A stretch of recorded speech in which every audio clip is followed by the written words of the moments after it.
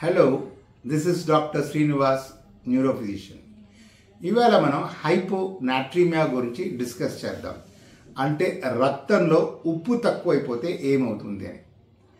ఒక common scenario ఏంటంటే, ఒక పెద్ద ఆయన, ఒక 70-80 ఏళ్ళ ఒక వయసు అయిన ఒక ఆయన ఎండలో వెళ్తూ ఉంటారు ఏదో పని మీద.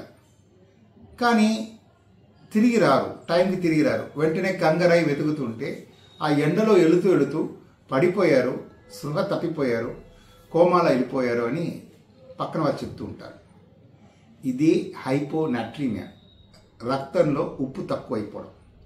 సో పెద్ద ఆయన కాబట్టి సరిగా భోంచేసి ఉండకపోయిండొచ్చు, సో రక్తంలో ఉప్పు తగ్గి ఉంటుంది. రెండోది, ఎండలో వెళ్ళిన వల్ల చెమటలు ఎక్కువ వచ్చి ఆ స్వెట్లో కూడా ఉప్పు బయటకు వచ్చేస్తుంది. సో ఎప్పుడైతే రక్తంలో ఉప్పు తక్కువైపోతుందో బ్రెయిన్ సరిగ్గా పనిచేయకుండా వాళ్ళు కోమాలో వెళ్ళిపోతూ ఉంటారు. సో కోమాలో వెళ్ళిపోతే అదేదో పెద్ద జబ్బు అని అనుకోవడం అవసరం లేదు. ఇప్పుడు ఉప్పు తక్కువైనా కోమాలో వెళ్ళిపోవచ్చు, రక్తంలో షుగర్ తక్కువైనా కోమాలో వెళ్ళిపోవచ్చు, లేదా ఆక్సిజన్ తక్కువైనా కూడా కోమాలో వెళ్ళిపోవచ్చు. సో ఉప్పు తక్కువైందా లేదా అనేది మనం బ్లడ్ టెస్ట్ చేస్తే తెలిసిపోతుంది. జనరల్గా మనం 135 to 153 అంటుంటాం. సో 130 లోపల ఉంటే వాళ్ళకి అలాగ కళ్ళు తిరుగుతూ ఉంటుంది. 120 లోపల వస్తే ఇంకా సీరియస్గా అయిపోతారు. ఇంకా 110లో వచ్చి కోమా వచ్చి కొన్ని సందర్భాల్లో ఫిట్స్ వచ్చి ఇంకా సీరియస్ అయిపోయే ప్రమాదం ఉంది.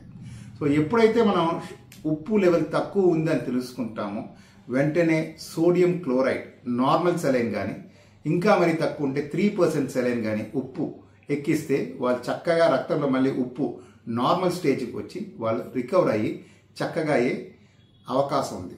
సో కోమాలో వెళ్ళిపోయిన వల్ల మనం ఎప్పుడూ కంగారు పడవలసిన అవసరం లేదు. రక్తంలో ఉప్పు తక్కువైనా కూడా కోమాలో వెళ్తారు. మనం వెంటనే రీడింగ్ తీసేసి ఎంతవరకు తగ్గిందని తెలుసుకొని తగిన ట్రీట్మెంట్ సోడియం ఎక్కిస్తే వాళ్ళు పూర్తిగా కోలుకుంటారు. ఈ వీడియో మీకు నచ్చుతుంటే సబ్స్క్రైబ్ చేయండి. Doctor Srinivas, neurologist. Thank you.